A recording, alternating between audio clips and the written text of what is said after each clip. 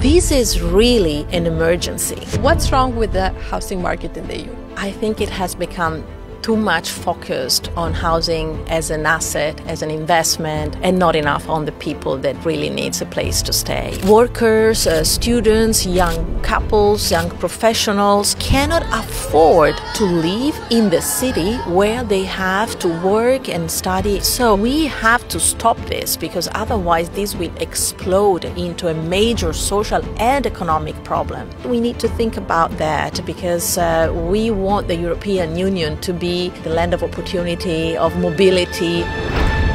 Agentúra štátom podporovaného nájomného bývania si uvedomuje vzniknuté výzvy na trhu s bývaním v rámci Slovenska aj celej Európskej únie.